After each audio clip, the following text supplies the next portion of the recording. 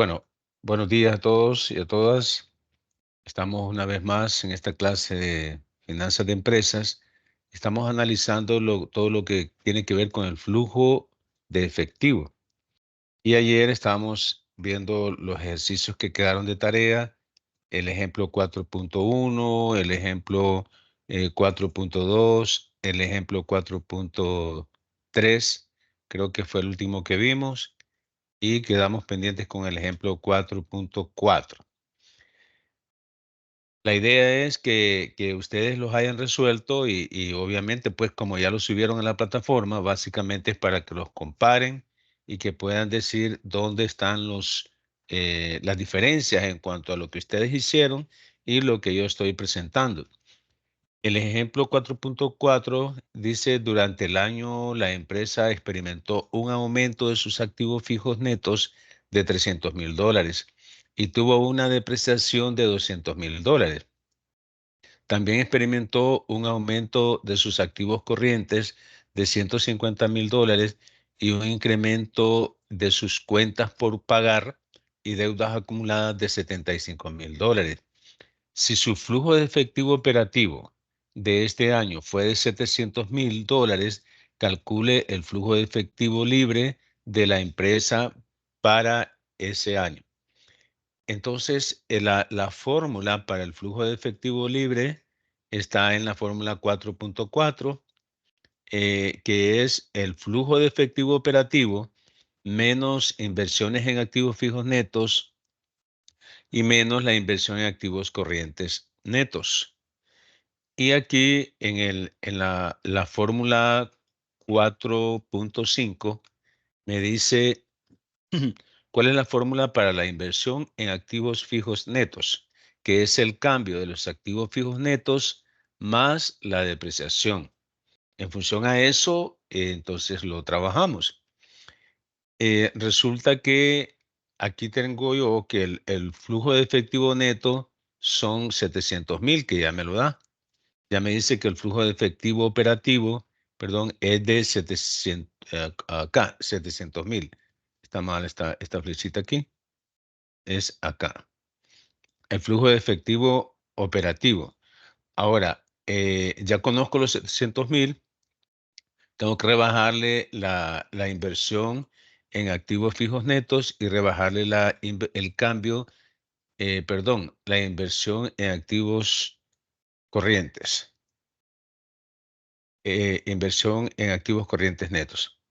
Ahora bien, lo que voy a calcular entonces es la inversión en el cambio en los activos fijos netos. Y aquí tengo 500,000. ¿Cómo lo calculé? El cambio en los activos fijos netos es de 300,000 porque ya me lo da. Por aquí me dice. Experimentó un aumento en los activos fijos netos de 300,000 y aquí lo tengo. Y a eso yo le voy a sumar la depreciación. Aquí pueden ver la fórmula aquí en la fórmula 4.5. Cambio en los activos fijos netos más la depreciación. Y ya me da el cambio en los activos fijos netos. Me dice que es de 300,000 más la depreciación. Y la depreciación aquí me la da también y dice, y tuvo una depreciación de 200,000. Te va a ser 300,000 más 200,000 va a ser 500,000. Y eso es la inversión en activos fijos netos, que es lo que me pide la fórmula para el FEL. Los 500,000 se los voy a rebajar al flujo de efectivo operativo. Y también me dice que le rebaje la inversión en los activos corrientes netos. Y aquí me dice, por acá, inversión en los activos corrientes netos, me da el aumento en los activos corrientes y me da el incremento en las cuentas por pagar y deudas acumuladas. Por aquí creo que está. También experimentó un aumento en los activos corrientes de $150,000 y un incremento de sus cuentas por pagar y deudas acumuladas de $75,000. Entonces, es como la liquidez. Recuerdan que es el el activo corriente menos el pasivo corriente para medir la capacidad que tiene la empresa de cubrir sus deudas de corto plazo con sus activos corrientes.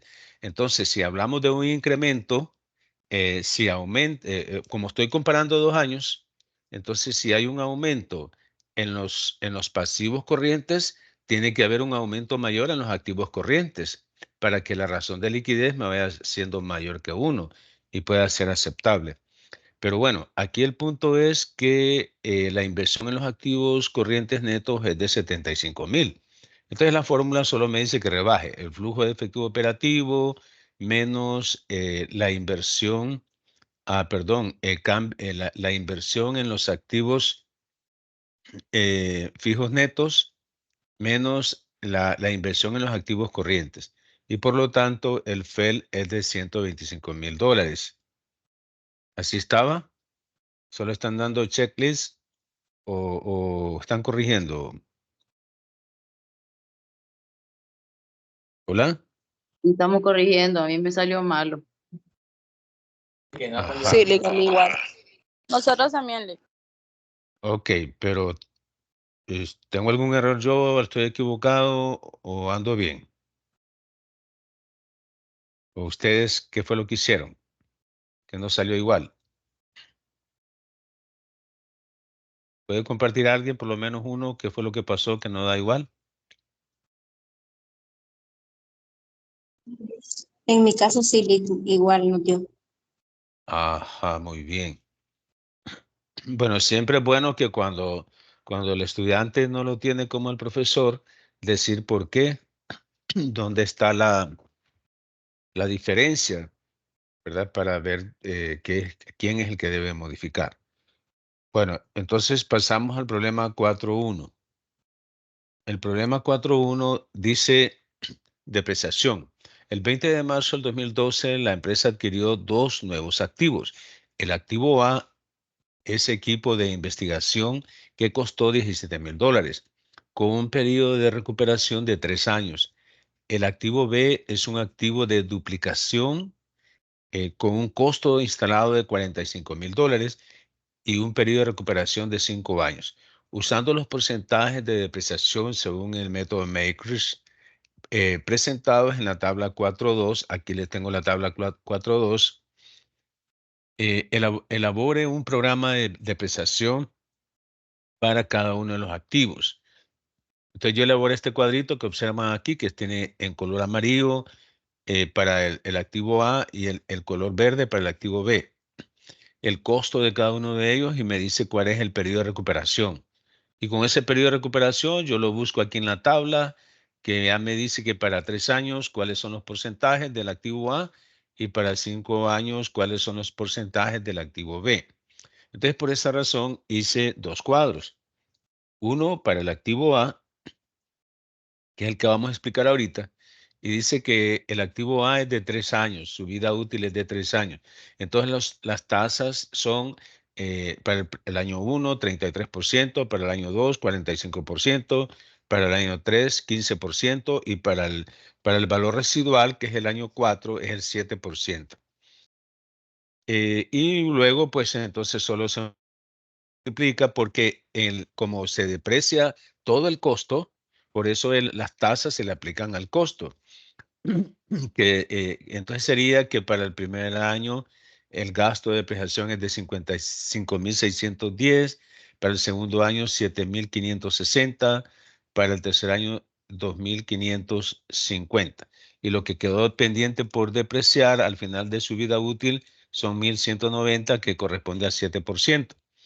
Y luego le calculamos la depreciación acumulada, que no es otra cosa más que sumar el gasto de depreciación del año anterior más el gasto de depreciación del año actual, del año anterior con el año actual. Y aquí tenemos que en el año 1 el gasto de depreciación es el mismo, pero en el año 2 me aumenta porque me está sumando la depreciación acumulada del año 1 con el gasto de depreciación del año 2.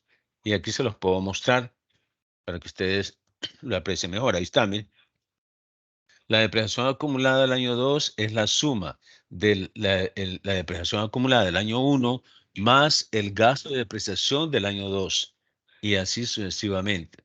Para el año 3 tendríamos un gasto de depreciación de 15.810, que es la suma de 13.260, que es la depreciación acumulada del año 2, más 2.550, que es el gasto de depreciación del año 3. Y finalmente, en el año 4, que es donde se deprecia el porcentaje de salvamento, que son de $17,000. Sería, si ustedes observan entonces que al final del año 4 queda completamente depreciado el costo del activo. Y aquí vemos que el costo del activo es de $17,000 y al final de la vida útil queda completamente depreciado los $17,000. O sea, más bien al final del cuarto año donde se agota el valor de salvamento y por esa razón el saldo es cero. Eso es para el equipo de investigación, el activo A. Y el activo B dice que la vida útil es de 5 años. Entonces aquí me está dando que para los porcentajes para 5 años es el 20% para el primer año, 32% para el segundo año, 19% para el tercero, 12% para el cuarto, igual 12% para el quinto y el valor residual que es el que corresponde al 5%. Y lo calculo de la misma forma. Aquí coloco las tasas, aquí coloco el costo, el que voy a depreciar y como ustedes pueden ver, aquí está entonces los años. Y el gasto lo calculo de la misma forma. Al costo del activo le aplico las tasas, las que corresponden en 5 años, según el método, y luego la depreciación acumulada la calculo igual que en el cuadro anterior. Y creo que no expliqué el valor en libros del activo anterior. Bueno, entonces aprovecho. El valor en libros, yo parto en el periodo 0, que es cuando compramos el activo. El valor en libros son $45,000, en este caso del segundo caso. El valor en libros yo lo obtengo restando del valor en libros, el costo del activo menos la depreciación acumulada. Por ejemplo, ustedes pueden ver que en el año 1, el valor en libros es de $36,000. ¿Por qué? Porque tenía 45,000 menos la depreciación acumulada del año 1. Y por eso tengo el valor en libros $36,000. En el año 2, tengo un valor en libros de $21,600. ¿Por qué? El costo del activo menos la depreciación acumulada del año 2. Y luego así en el año 3, es lo mismo, el costo del activo menos la depreciación acumulada del año 3. En el año 4 yo tengo igual costo del activo menos la depreciación acumulada del año 4. Eso, yo estoy hablando entonces del valor en libros. Y aquí tengo en el año 5 el costo del activo menos la depreciación acumulada. Y tengo que hay el valor en libros es de 2.250 cuando llega a los 5 años. Pero este método habla del siguiente año para amortizar el valor residual, lo que quedó en el año 5, que fueron los 2.250. Por esa razón, en el año 6, el activo queda completamente depreciado, o sea que el valor en libros es de 0. Si ustedes pueden ver aquí, la depreciación acumulada es exactamente igual al costo del activo, los $45,000. O sea, está completamente depreciado. ¿Alguna pregunta con este 4.1? Me imagino que es el más sencillo de todos. ¿O alguien lo hizo diferente?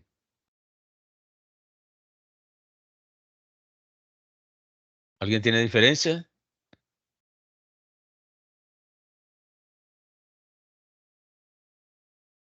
O sea, si no dicen nada, yo asumo que está igual.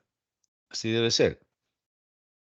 Yo no le agregué la depreciación acumulada ni el valor en libro. Solo depreciación. Solo el gasto hizo. Pero aquí dice, mire, lo que le pide, elabore un programa de depreciación para cada uno de estos activos. Es la tabla de depreciación la que le está pidiendo. Porque si solo calcula el gasto, no es eso lo que le está pidiendo.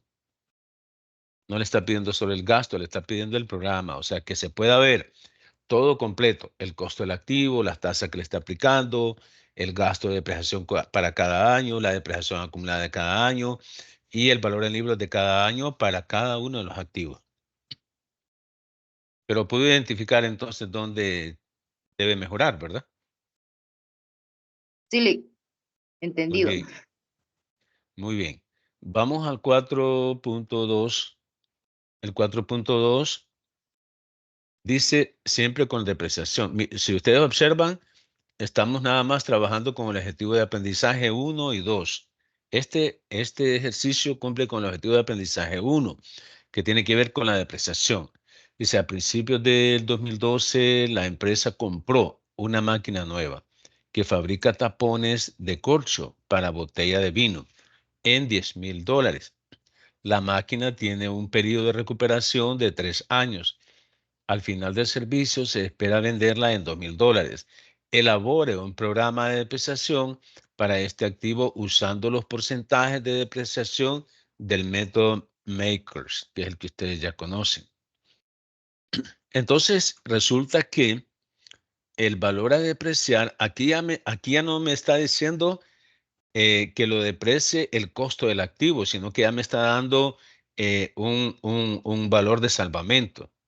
Ya me está diciendo que tiene que quedar en $2,000, porque ese es el valor que cuando se deprecie completamente la máquina, se espera vender mínimamente en $2,000. Eso es lo que yo quiero que quede en libros. ¿Para qué? Para que cuando lo vendamos no exista ni ganancia ni pérdida de capital, por ejemplo. Bueno, entonces lo que voy a depreciar son el costo del activo, que son 10,000, menos el valor residual, que son 2,000, y me queda en un valor a depreciar de $8,000. Por eso aquí debería, en vez de costo, lo voy a colocar valor a depreciar. Valor a depreciar sería aquí.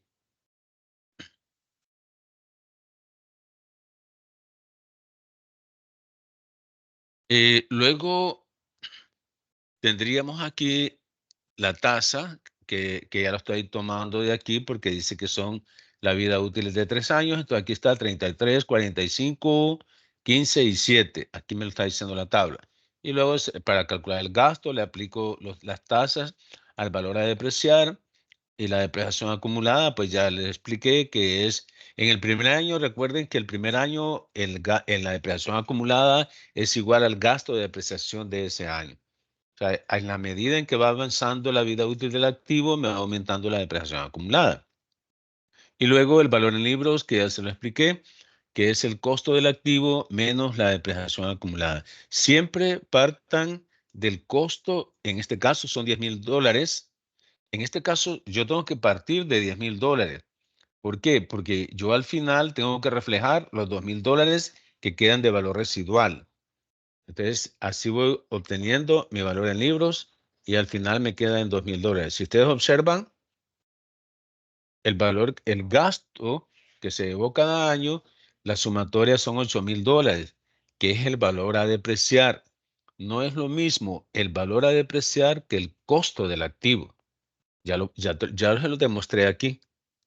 Más bien, el costo del activo me sirve para encontrar el valor a depreciar cuando hay un valor residual. O sea que si no existe valor residual o si el valor de residual es 0, entonces el costo del activo va a ser igual al valor a depreciar. ¿Ok? ¿Estaba bien? ¿O alguna diferencia?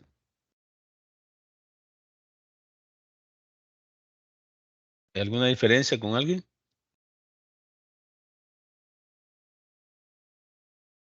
¿Jóvenes?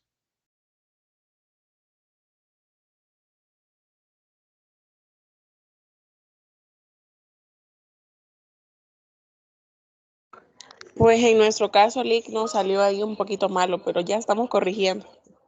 ¿Pero por qué? ¿A dónde estaba malo? Depreciaron el costo del activo. Sí, Lick. Yo me imaginé. Me imaginé. Pero esa es la idea, ¿verdad? De explicárselo para que ustedes no cometan el error. tienen que leer cómo está planteado el problema para saber qué es lo que van a hacer, ¿verdad? Luego el 4.3. El 4.3 es un poquito muy interesante, pero no difícil, sino muy interesante. Dice que, si ustedes se fijan, el 4.3, con ese ejercicio cumplimos el objetivo de aprendizaje 1 y 2. Gasto de depreciación makers y flujo de efectivo contable. La empresa, un fabricante de telescopios de precisión, espera reportar este año ingresos antes de impuestos por $430,000. El gerente financiero de la compañía está buscando el momento adecuado para comprar nuevos devastadores computarizados de lentes. Los devastadores tendrán un costo instalado de $80,000 y un periodo de 5 años de recuperación del costo. Se depreciarán usando los programas Makers. Inciso A. Si la empresa compra los devastadores antes de fin de año, ¿cuáles son los gastos de depreciación que puede registrar este año? Consulte la tabla 4.2, que aquí se las tengo. La tabla 4.2. Y el inciso B. Si la empresa reduce el ingreso reportado por el monto del gasto por depreciación calculado en el inciso A, ¿cuánto ahorrará de impuestos? Entonces vamos a darle respuesta al inciso A. Y aquí lo tengo. Mire, el inciso A en amarillo, el inciso B en verde. Pero tengo que saber que los devastadores computarizados tienen un costo de $80,000 y una vida de 5 años. Para irme a la tabla y ver qué tasas de depreciación le voy a aplicar. Y aquí lo tenemos en 5 años: 20%, 32%, 19%, 12%, 12% y 5%. Pero bueno, el punto aquí es el gasto de depreciación para el año 1, porque solo me está preguntando el año 1. Y en el año 1 la tasa es del 20%. Entonces yo tengo un costo de $80,000, lo multiplico por el 20% y el gasto es de $16,000. Entonces ahí ese es el inciso A. Si la empresa compra el equipo, ¿cuáles son los gastos de depreciación? Como solo es por un año, porque dice antes del fin de año. Entonces yo lo hago por $16,000, el gasto de depreciación. O sea, el costo $80,000 por el 20%. Ahora bien, en el inciso B dice, si la empresa reduce el ingreso reportado por el monto del gasto por depreciación calculado en el inciso A, ¿cuánto ahorrará en impuestos? Ok.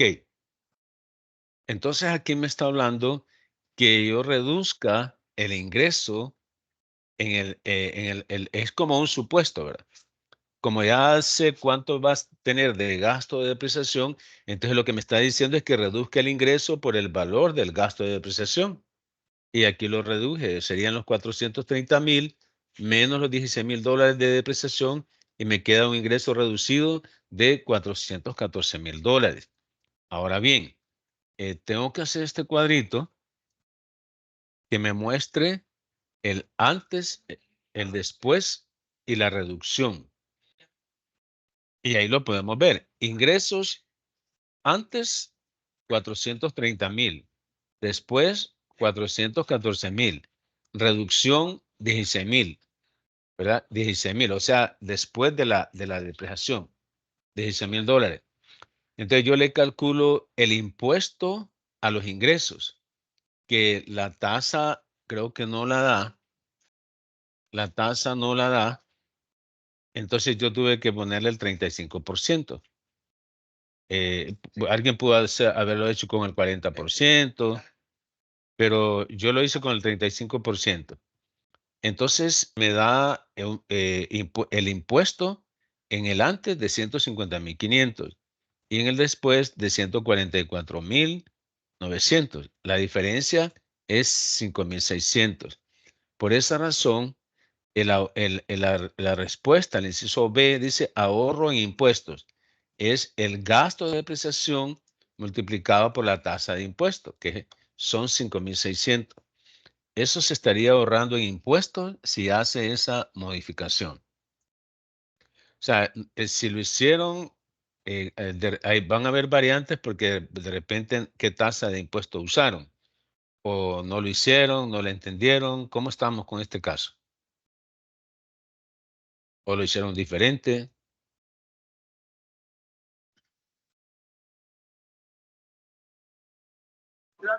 Buen día, licenciado. Ajá, Sí, buenos días.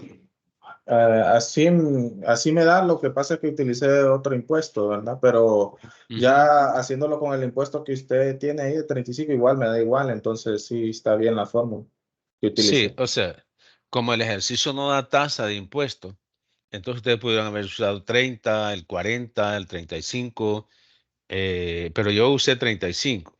La idea es más el procedimiento que esté así. La tasa puede variar, o sea que el ahorro en impuestos me puede variar dependiendo de la tasa que use. Lo que necesito es el procedimiento que esté igual. Licenciado, en nuestro caso también fue lo mismo. Tenemos el procedimiento bien, pero Ujú. tomamos otra tasa. Sí, claro. O sea, como el ejemplo no da tasa, entonces cualquier tasa que usen va a estar buena el ejercicio. Lo que yo voy a revisar es el procedimiento, cómo lo hizo, cómo determinó el ahorro en impuestos, que es lo que me está pidiendo. Bueno, el problema 4.4. El problema 4.4 se logran los objetivos de aprendizaje 1 y 2, que también tiene que ver con la depreciación y el flujo de efectivo contable. Una empresa que está en el tercer año de depreciación de su único activo, que originalmente costó $180,000 y tiene un periodo de recuperación de 5 años, según el Makers, reunió los siguientes datos relacionados con las operaciones en el año en curso. Entonces es importante que siempre tengan a mano la tabla porque así no hay pérdida, ¿verdad? Me está diciendo que es de 5 años, entonces yo ya voy a saber cuáles son las tasas que voy a usar de 5 años: 20, 32, 19, 12, 12 y 5. Ya voy a saber yo que esas son las tablas que voy a usar. Ahora,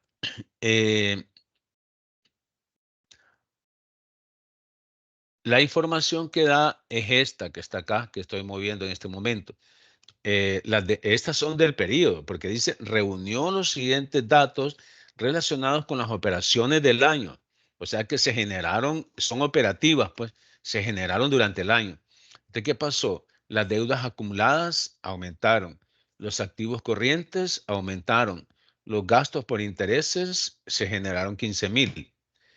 Los ingresos por venta de 400,000, inventario 70,000, costos totales antes de depreciación, intereses e impuestos, ya me lo da, son 190,000. Y la tasa de impuesto que es del 40%. Entonces, ¿qué es lo que me pide? Aquí estoy moviendo aquí, ¿qué es lo que me pide? Lo que me pide es, dice, use los datos relevantes para determinar el flujo de efectivo operativo. Véase la ecuación 4.2 y aquí la podemos ver. Aquí tengo la 4.2, cómo se calcula el flujo de efectivo operativo, que es la utilidad operativa neta después de impuesto más la depreciación. Entonces me está diciendo que calcule el flujo de efectivo operativo. Y aquí me dice cuál es la fórmula, ¿verdad? La UONDI es la UAI, la utilidad antes de intereses e impuestos, multiplicado por 1 menos la tasa, más la depreciación. Entonces, estoy con el inciso A. El inciso A. Entonces tengo acá ventas 400,000, costo 290,000, ya me lo da, todo esto ya me lo da. Ya me da ingresos por venta, que son 400,000, costos totales antes de depreciación e intereses 290,000. Y también me dice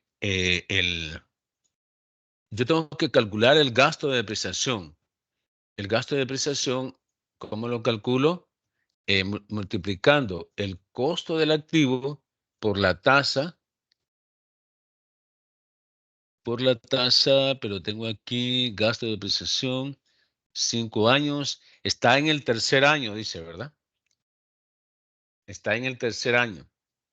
Entonces estoy rebajándole 34,200 de gasto de depreciación, porque me dice que eso es en el tercer año. Entonces la tasa que voy a usar es del 19. Y voy a sumarlo con los costos, que son 290,000, y voy a tener 324,200, porque es un estado de resultados. No puedo tomar la depreciación acumulada, sino el gasto. Y la utilidad antes de intereses e impuestos, que sería las ventas menos los costos y la depreciación, me da 75,800 como utilidad antes de intereses e impuestos. El gasto por interés es siempre, fíjense el modelo, aquí está en la tabla 4.4. ¿Qué modelo vamos a seguir para hacer un estado de resultados? Ahí está, aquí lo estoy moviendo en este momento, ¿eh?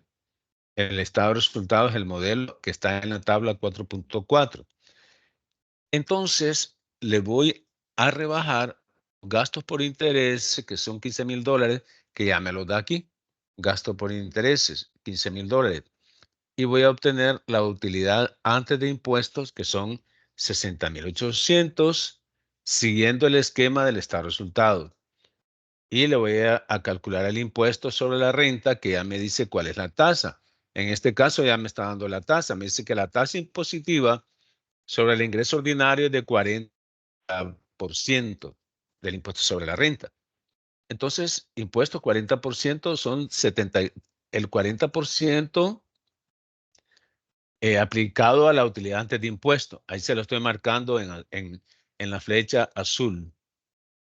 Y luego tengo la diferencia de la utilidad antes de impuesto menos el impuesto, y me da la utilidad neta después de impuesto, que son las 36,480, que es lo que necesito. Eso es la UAII, utilidad antes de intereses e impuestos. Me dio los 36,480. Entonces tengo utilidad antes de intereses e impuestos, 75,800. Le voy a multiplicar por el... Sí, los 75,800 jóvenes, que es la utilidad. Mire dónde lo tomé, ¿eh? Utilidad antes de intereses e impuestos, 75,800, multiplicado por 1 menos T. Y 1 menos T es 1 menos el punto 40, porque ya me está diciendo que la tasa de impuesto es del 40%. Entonces, por eso, de ahí obtuve el 60% o punto 60. Entonces, ese punto 60 lo voy a multiplicar por 75,800 y me va a dar lo que es la utilidad operativa neta después de impuestos, que son los 45,480. Y le voy a sumar los gastos de depreciación, que son 34,200, y ese es el flujo operativo. Esa es la fórmula del FEO. Miren, aquí está, más los gastos de depreciación. Entonces el flujo de efectivo operativo es de 79,680, que es lo que me está pidiendo en el inciso A. Puse los datos relevantes para determinar el flujo de efectivo operativo. Véase la tabla 4.2. ¿Estamos bien con el flujo de efectivo operativo del inciso A?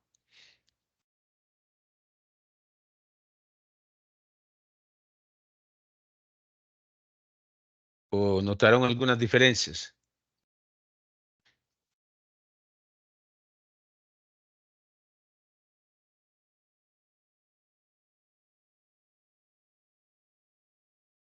¿Todo está bien entonces?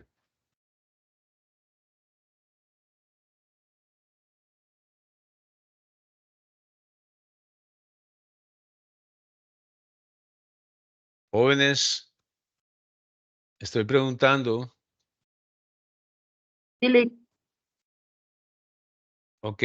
Y el inciso B dice, explique el efecto. explique el efecto de la depreciación y otros gastos que no son en efectivo producen sobre los flujos de efectivo de la empresa. Eso solamente es como hacer una nota aclaratoria, porque solo me está preguntando que cuál es el efecto que produce. Y como ya vimos, dice, los gastos de depreciación y otros gastos que no son en efectivo aumentan el flujo de efectivo de la empresa en las actividades de operación. Ahí aquí lo pudimos ver, que le sumamos los gastos de depreciación a la utilidad operativa neta después de impuestos. Le sumamos. Entonces, siempre se le va a sumar el gasto de depreciación, se le va a sumar el gasto de amortización para los activos intangibles, el gasto de las cuentas incobrables. O sea, todos esos gastos, el gasto de depreciación, el gasto de amortización de los activos intangibles, el gasto de la provisión para cuentas incobrables, todo eso disminuye la utilidad, pero no requiere salida de dinero. Por esa razón es que se le suma a la utilidad operativa neta después de impuestos. Eso es todo. El problema 4.5 dice clasificación de entradas y salidas de efectivo. Clasifique, ese es el objetivo de aprendizaje 2. Clasifique cada uno de los siguientes rubros como entradas E o salidas S de efectivo o ninguno de los dos N. Ya me los está dando. Aquí me está diciendo que las cuentas de balance, efectivo, me dice que aumentó en $100, cuentas por pagar disminuyeron en $1,000, documentos por pagar aumentaron en $500, las deudas de largo plazo disminuyeron en $2,000, el inventario aumentó en $200, los activos fijos aumentaron en $400, las cuentas por cobrar disminuyeron en $700, la utilidad neta aumentó en $600, el gasto de depreciación por $100, la readquisición de acciones, $600, dividendos en efectivo, $800 y venta de acciones en $1,000. Para eso pegué esta tablita, la tabla 4.3, que me dice qué voy a considerar como entrada y qué voy a considerar como salida. De entradas o fuentes, disminución de cualquier activo, aumento de cualquier pasivo, utilidad neta después de impuestos, depreciación y otros gastos no realizados en efectivo y la venta de acciones. Y como voy a considerar como salidas o usos, el aumento en cualquier activo, disminución en cualquier pasivo, pérdida neta, dividendos pagados, readquisición o retiro de acciones. En función a en estos dos cuadros, la información que me dan y la tabla 4.3, entonces procedo a hacer este cuadrito que ustedes ven acá. Aquí coloqué las cuentas y me está pidiendo que coloque si es una entrada o es una salida o ninguno. Entonces coloqué las cuentas. Efectivo, ¿qué pasó con el efectivo? Primero yo digo si es activo, es pasivo o es patrimonio. Eso es básico para saber si es entrada o es salida. Eso es básico. De ahí tengo que partir. Efectivo es una cuenta de activo. ¿Qué pasó con el efectivo? Aumentó. ¿Qué me dice la tablita? Que se considera como salida el aumento de cualquier activo. Entonces, como efectivo es una cuenta de activo y aumentó, entonces es una salida. Cuentas por pagar es una cuenta de pasivo y disminuyeron. Entonces me dice que la disminución de cualquier pasivo es una salida. Disminución de cualquier pasivo es una salida. Por esa razón, esa disminución de cuentas por pagar, como es un pasivo, lo coloqué en la salida. Luego tengo documentos por pagar. Los documentos por pagar son de pasivo, aumentaron. Y me está diciendo que los aumentos de cualquier pasivo lo tengo que considerar como una entrada, me dice la tabla 4.3. Lo tengo que considerar como una entrada. Por eso los $500 están en la entrada. Luego tenemos deudas a largo plazo. Disminuyeron en $2,000. Y como es una cuenta de pasivo, y las cuentas de pasivo cuando disminuyen es una salida, porque me está diciendo disminución de cualquier pasivo es una salida. Inventario. Inventario es una cuenta de activo. ¿Qué pasó? Aumentó en $200. Y la tabla me dice que los aumentos en cualquier activo es una salida. Por eso lo coloqué en salida. Activos fijos. Activos fijos son cuentas de activo. Aumentaron en $400. Y me está diciendo la tabla que cualquier aumento en cualquier activo es una salida. Por eso lo coloqué en salida. Luego tengo el cuentas por cobrar. Cuentas por cobrar es una cuenta de activo, disminuyó en $700. Y me está diciendo que la disminución de cualquier activo es una entrada.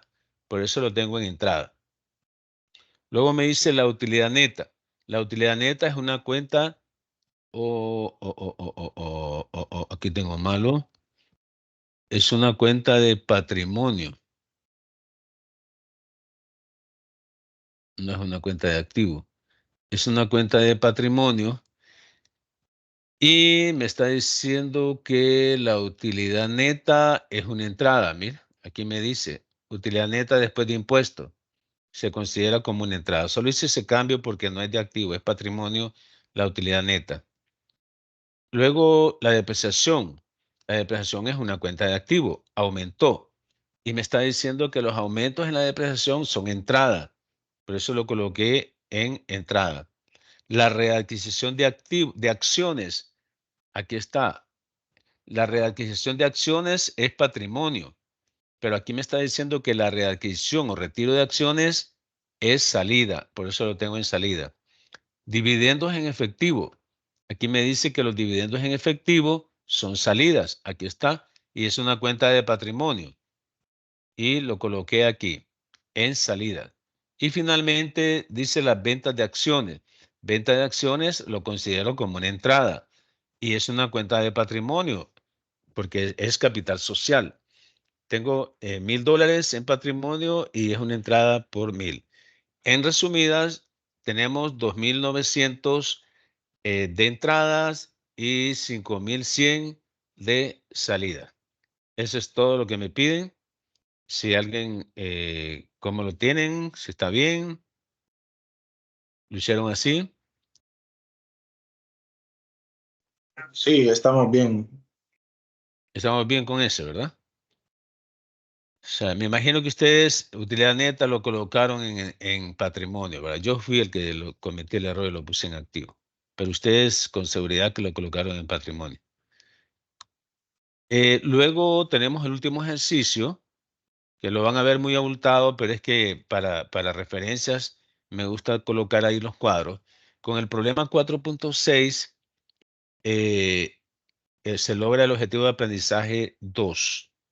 Este, como es muy extenso y ya faltan 10 minutos, entonces lo vamos a explicar para mañana. O sea, vamos a detener la grabación